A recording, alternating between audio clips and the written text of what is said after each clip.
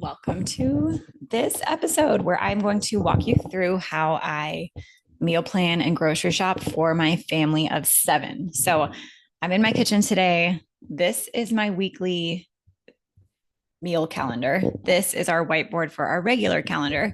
And I'm going to walk you through this step by step. Now, I want to start off by saying that the hardest part about meal planning for me as a mom is like the actual planning and all of the decisions that come with making everybody food every single day. And I definitely have seasons of like not being on top of it. And then I have seasons where I'm in like right now where I am on fire with my meal planning. I'm on like week 5 of this really simple meal plan. And this is how I've always done it. Anytime I stick to a meal plan, this is my exact process. But I want to let you know that the decision fatigue and the mental fatigue that comes from feeding a family is real. And I have done things in the past like emails or getting HelloFresh, but we have 5 kids and 3 of them are high school age student athletes. And so things like HelloFresh, like they are not a solution for me. They can get me out of my rut sometimes, but they don't account for like enough breakfast. They don't account for enough snacks. They don't account for enough to go around for dinner for us. And so I've used them in the past. I would recommend them for certain families. If you have a smaller family, definitely recommend them. If you're in a rut, definitely recommend them. And if you're in a particularly demanding season of life, I would also recommend them. But what I'm about to show you is the only thing that I would recommend if you really want to simplify the way that you feed your family. You want to spend less money on your grocery bill, and you want to actually give your family pretty good, nutritious meals most days. We're not aiming for perfection here. We're definitely not saying that you can't eat this kind of food or it has to be perfect. Like, that's not it. I'm going to show you how to make this really simple and doable so that you can have good meals on the table for your family most nights in the easiest way possible. And like I said, we have 5 kids right now. So also the other thing that I want to tell you is that there are some things, obviously I teach decluttering, I teach simplifying everything. I absolutely believe in that. And there are some things in your life that you just have to like put your head down and do it. Like there are no shortcuts. There are no simple ways around it. Hiring a personal chef would be amazing. Hiring somebody to just take over all grocery shopping for me would be amazing. But for the average family, like that's not realistic. We aren't out here hiring private chefs. We aren't out here hiring somebody to manage our pantries for us. We just have to put our heads down and simplify the entire process and let it work for us. Okay, so the very first thing that I do is actually start by planning out the meals for the week. So I just grab it's as simple as, oops, knocking over all my stuff. It's as simple as grabbing my notebook and writing out what is for dinner every single week or every single day for just 1 week at a time, because I've got this here. And I keep it very simple. So this week's meal plan is today, chicken noodle soup based on some celery I had left over from last week, meatball subs, pancakes, a breakfast night because the kids love breakfast night, chicken teriyaki stir fry, shredded chicken and cabbage tacos, homemade pizzas, and then homemade chicken nuggets with diced potatoes and veggies. So it is that simple. Most of these things either have a very simple recipe that I can follow, or they're things that I've made enough that I don't need to follow an exact recipe. So the meatballs tonight, I just have the meat, put in the spices that we have in the pantry in there, and I'm making the meatballs. You can put it on a sub, veggies on the side, and that's it. You can put marinara on it. You can put cheese on it if you want. And then I'll use that marinara and, for the pizzas later this week. For like chicken stir fry, we've got cabbage, broccoli, vegetables. That doubles up for, I can use the cabbage and the veggies for the chicken tacos on the other night. Like it's that simple.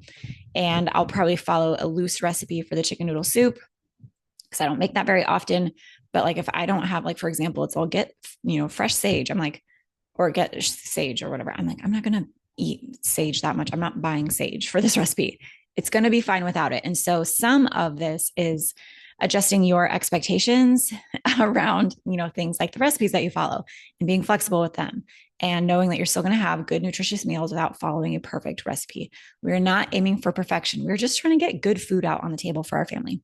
So I map out the dinners and then I map out breakfast because I like to keep breakfast simple. So for like this week, we had old bananas from last week. I made banana banana bread that they'll eat like today and tomorrow. It's a big like cake pan size of banana bread. I'll make some pumpkin muffins.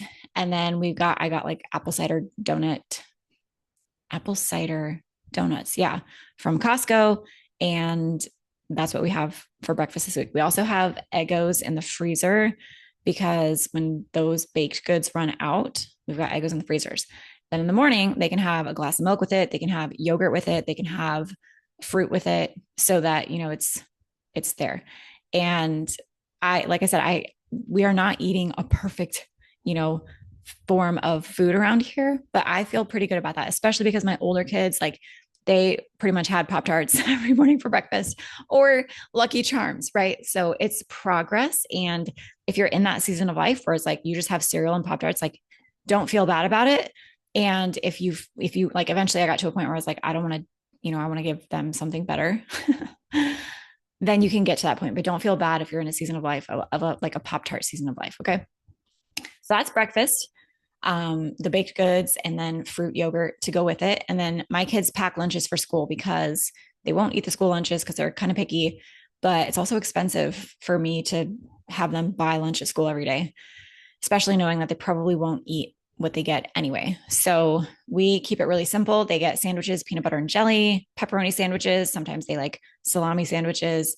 Sometimes I'll bake some bread. Like last week I made like a focaccia bread and they would bring that for lunch. Then they get fruit, cheese, yogurt, some nuts and snacks, like those kinds of things, granola bars, things that they can put in their lunches. And that's it. And my kids this year is an Uncrustable year. So like I said, don't feel bad if you're in like a Pop-Tart season of life. My kids were kind of burnt out on regular peanut butter and jelly, and they don't like the jelly because then it makes the bread all gross, and they don't like the honey because then it makes the bread all gross. So this year they're getting Uncrustables, and I don't care about it. Like they're still getting well-rounded meals. So I map out dinners, then I map out breakfast, and then I map out lunch just in my brain. It works best like that, right? Because dinner is the most complex, requires the most of me. Breakfast is the simplest. And then I kind of just, then there's lunch. So I map out those meals for the week. Then I make a master grocery list. And we're going to do a couple iterations of lists here. Okay. So I make a master grocery list of based on those meals that I planned out, what is needed. So I make that master grocery list. Then I walk to my fridge and then to my pantry and I cross off anything that we have so that I'm not buying duplicates. This saves you a lot of money on your grocery bill. Trust me. And then I can also kind of take an inventory of like what snacks do they need for lunches and add that to the list. If they're out of granola bars, add granola bars to the list. So this is your first iteration of your list. Now, this is where you'll have to just decide what is right for you. And I'll tell you a couple different options. So I have to go to multiple grocery stores because we have a large family. So I need to get some things from Costco. Some things are worth going to Costco for. Then, like near us, Kroger has the good chicken, like a big family pack of chicken that's like $2.69 per pound. It's good quality. I have to go to Kroger to get that. And so then I'll get some other things from Kroger. And then I have to go to Meijer because Meijer has the good yogurts and the good milk that we eat. So it's annoying. And I don't have to go to all three every week. But for example, yesterday I had to go to all three. But the way that I shop makes it so that I really only have to go to the grocery store once a week.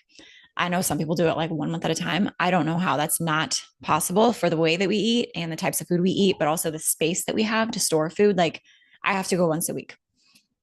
And when I don't meal plan, I am at the grocery store like 3 to 4 times per week. So that's what I mean when I say like planning this is the hardest part, all of the decisions.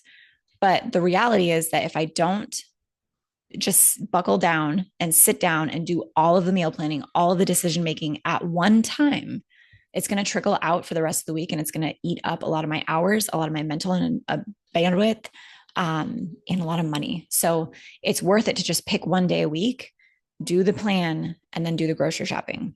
Now, I do that either Sundays or Mondays, depending on football season and also kind of what's going on for the week. I did it on Sunday yesterday, but sometimes I'll do it Monday mornings. I work from home, so I have that freedom and flexibility. I would just pick whichever day works best for you.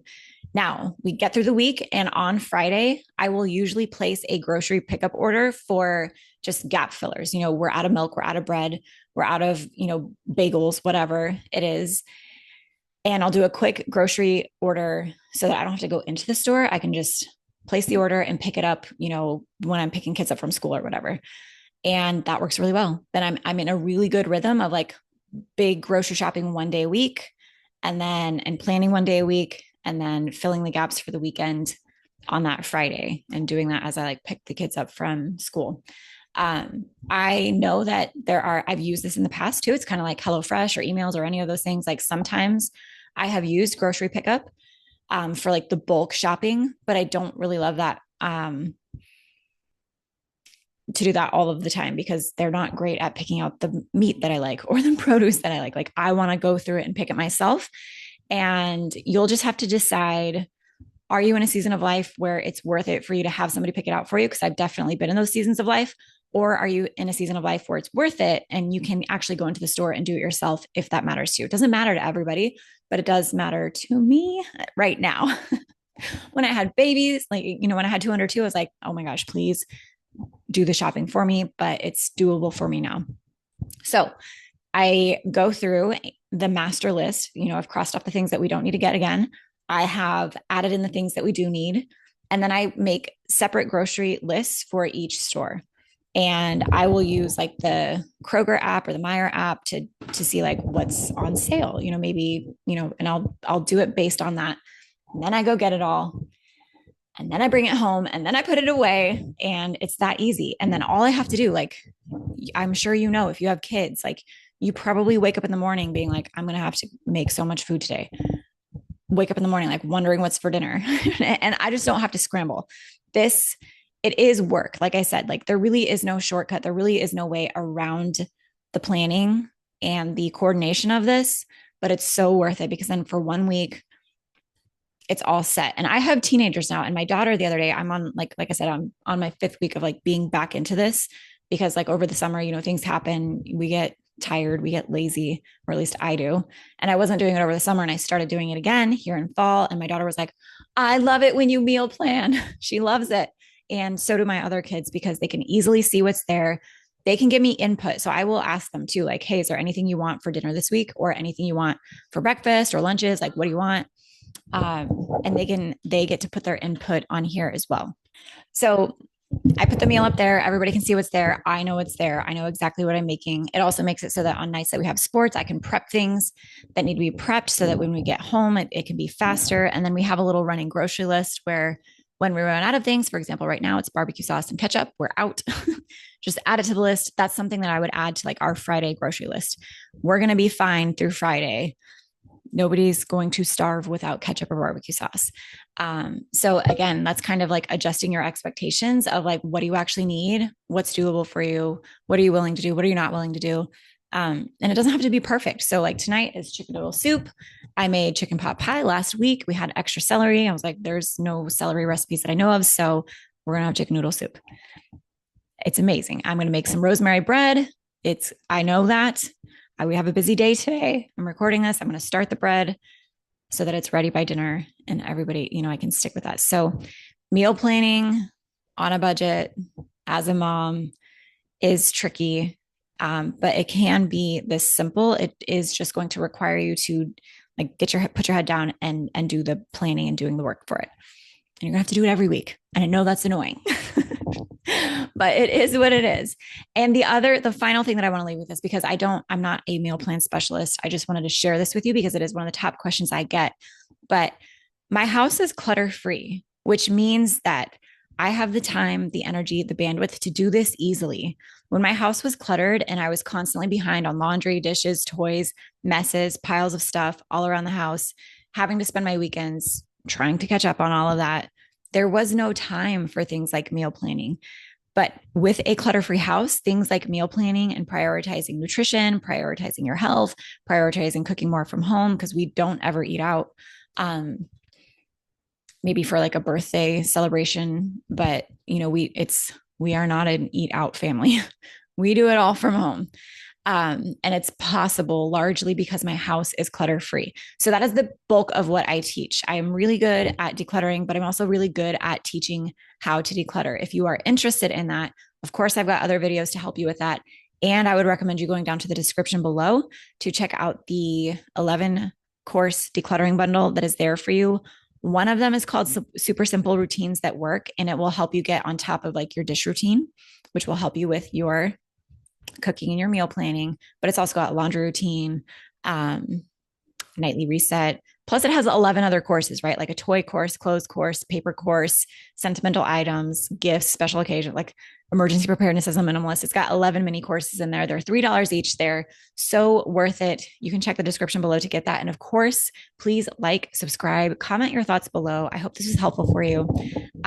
Also, down in the description is a blog post, a link to it where you can get the written version of this where I walk you through it, but it also gives you my week-long meal plan and what that actually looks like and a grocery list. So if that's helpful for you, go check it out. But this pen and paper style, I think is the most sustainable and effective way for moms to meal plan. I know there's lots of digital options. There are a lot of subscription services, but this really, I think, is the simplest because it's so unique to your family size, your family's nutritional needs, and your time. Like, how much time do you have to put into this? So I hope it's helpful. Let me know your thoughts below, and I'll talk to you soon.